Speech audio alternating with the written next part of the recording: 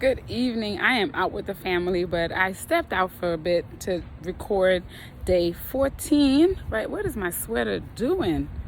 Listen, okay. So I wanted to talk today about my exit, right? I said there were pivotal moments that led to my exit. One of those pivotal moments is actually us house hunting. Okay, so let's get into the story real quick. So we're looking for a house together. We have a realtor and everything. We're looking at homes, trying to buy a house. And we get into arguments over the house because he wants this type of house. I want this house. And he argues about everything. So anyways, everything's going to be an argument, no matter how positive it could possibly be. So the house didn't work out. For whatever reason, I'm glad it didn't. God knew. So we didn't buy a house together. But then I think that's because the relationship was crumbling. We had so many problems, so many issues that I think we were on the verge of breaking out at this point. That's why the house fell through. We weren't going to buy a house together. Okay, so I called that same realtor and I said, okay, I'm ready to look for a home. And I show up to look at the home that she sent to me, and it's just me. She said, oh, it's just you? And I said, yeah, it's just me. She didn't ask any questions. We just started looking at homes together. I was actually looking at rentals because I was afraid to buy because it was just going to be me.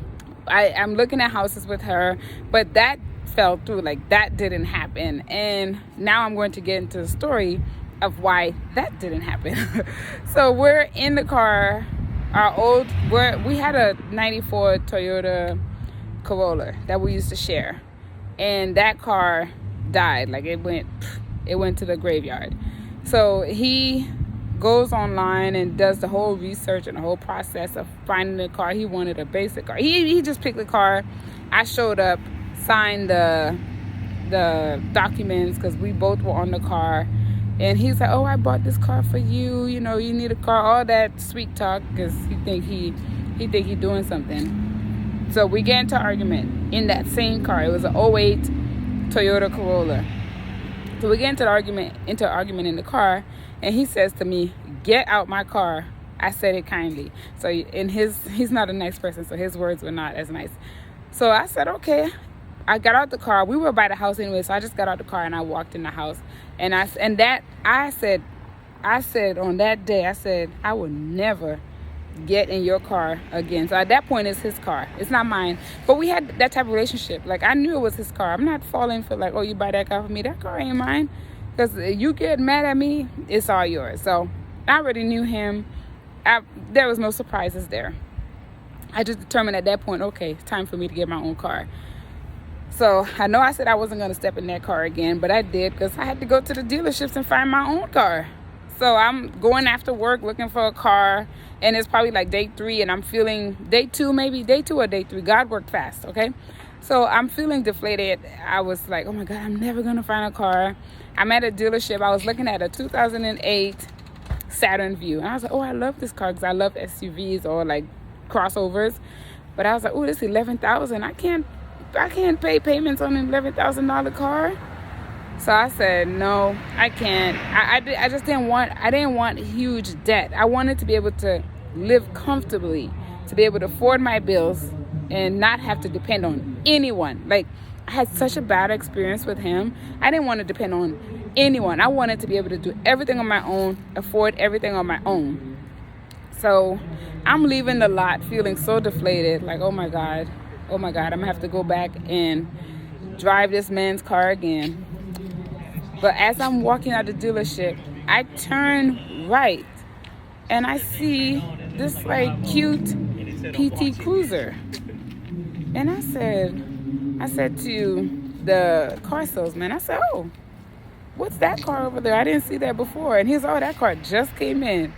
I said, oh, I want to see that. And I said, how much is it? He's like, well, $8,000. I think he said 8,100. He said 8,100.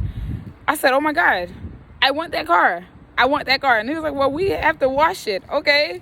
So I said, I'm coming back. So I called my dad and I said, Daddy, come look at this car.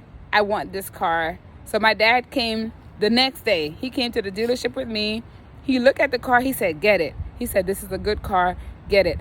And I left the lot with that PT Cruiser And my dad was right. He drove his car, so he drove me to the dealership. He was right behind me. I took that car home. My payments were $187. Okay, I drove home with that car. My ex-husband looked at me. Oh, so you brought a car without me? Yeah, Negro. When I tell y'all, listen, what, you thought I was about to beg you to get in the car with you? See, I get mad. Okay? And it's because I don't like people to do mean things like that. No, you're not about to take me out of the blessings that God have for me. What power you have? So I have my car, so that's where my money went to. So then I had to resave and rebuild, because I put most of the money that I was saving for my own place on that car. But I had my car. I had my own car. No one can kick me out of it. I can move, I can go to work, I can do things on my own. I don't have to share a car with him. I don't have to be on his clock. I don't have to like, oh, you be home at this time. And all these arguments. Oh, that's why I said I always tell my people that I talk to, having that car, it gave me freedom.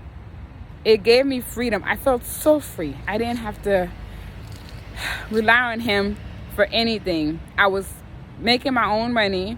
I had my own form of transportation. I don't need you. Thank you very much, and goodbye. So day 15, I'm going to get into when and how I got my own place. It's coming, y'all. Have a good night. I'm going to go back to dinner with my family. Bye.